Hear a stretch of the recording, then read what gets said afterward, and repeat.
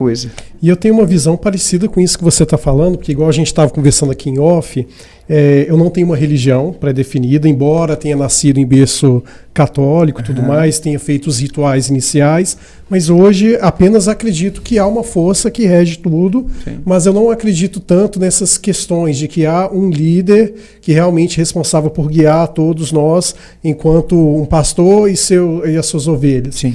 Enfim, a questão da Bíblia cristã, né, que é majoritariamente a nossa cultura judaico-cristã aqui, fala muito sobre essa questão dos milagres que você citou.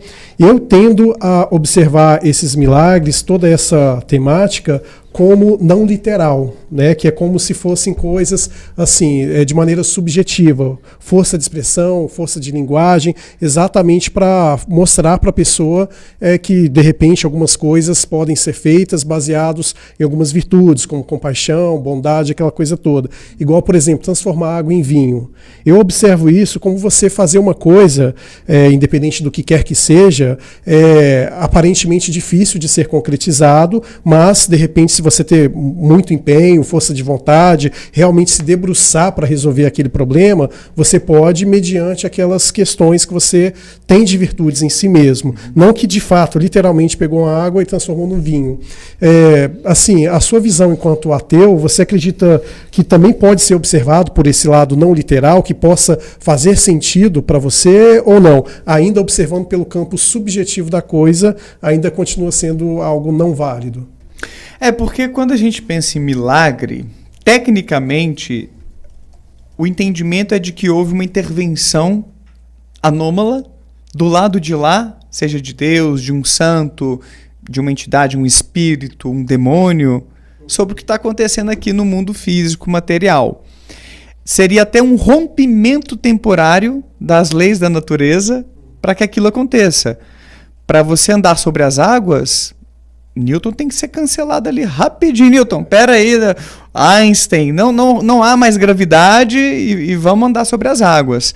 Existe essa violação das regularidades ou das leis da natureza que a gente vem descobrindo por aí. Então, por isso que eu acho mais interessante a gente pensar no milagre tendo essa conotação mais extraordinária do que está sendo descrito, do acontecimento, da explicação daquilo que está diante da gente, ou que a gente está ouvindo alguém relatar.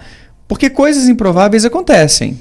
Ontem, para dar um exemplo muito próximo e uma coisa banal, idiota. Eu estava conversando com a Nath, antes de ontem, no Natal, falando do Thiago Santinelli, que é ateu, ex-evangélico, humorista, colega meu.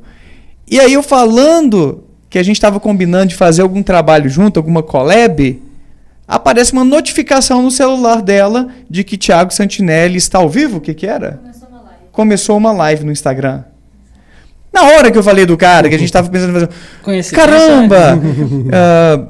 Eu não chamaria isso de um milagre divino. Será que Jesus estava presente entre nós ali naquela ceia de Natal e aí fez isso acontecer? Eu falar de um ateuzão que fala sobre o cristianismo de uma maneira muito crítica. Que sentido faz, né? Não tinha um contexto para eu dar uma interpretação de milagre daquilo. Agora, se de repente um parente meu estava passando mal há dias e depois da oração da meia-noite ele melhora subitamente daquela doença ou daquele desconforto, ele poderia interpretar isso como um milagre, como o poder da oração, alguma coisa assim que aconteceu. Agora, se isso ocorresse no dia seguinte, 2 dias depois, sem nenhuma correlação com algo mais religioso, talvez ele ficasse menos propenso a atribuir sua melhora à oração. O que acontece? Coisas boas e ruins rolam com todos nós. E às vezes vai haver um contexto que te deixa mais inclinado a interpretar aquilo como tendo uma fonte espiritual divina. Um viés de confirmação, né? Um viés de confirmação. E alguns acontecimentos chamam mais a nossa interpretação místico-religiosa para as coisas. Eu levando a Nath, minha esposa, outro dia é ótimo, há uns 3 anos, quando a gente morava aqui em BH, à academia, falando que eu ia passar na padaria depois para comprar um suco de goiaba e caiu uma goiaba no para-brisa do carro, esborrachando naquele momento. Qual é a probabilidade disso acontecer? Você falar que vai comprar um suco de goiaba e na hora esborracha uma goiaba no seu para-brisa. Cara, a chance é ínfima. Talvez menor do que você ganhar na Mega Sena, não sei. Ou parecida, né? Você ser o sortudo da Mega da Virada. É muito baixa a probabilidade.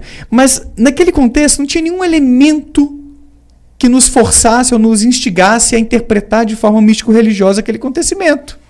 Você poderia talvez interpretar por um caminho parapsicológico. Daniel, foi uma premonição, você estava sintonizado com uma coisa que ia acontecer, lei da atração, aquilo estimulou você a se lembrar do suco de goiaba, porque já estava para cair aquela goiaba, aquilo ia acontecer, você estava sintonizado com um evento futuro.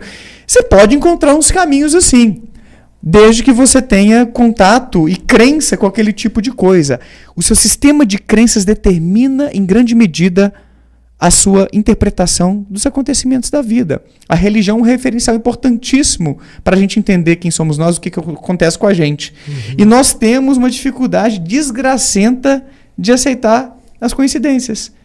Que coisas incríveis ou coisas terríveis ocorrem com a gente sem nenhum motivo especial.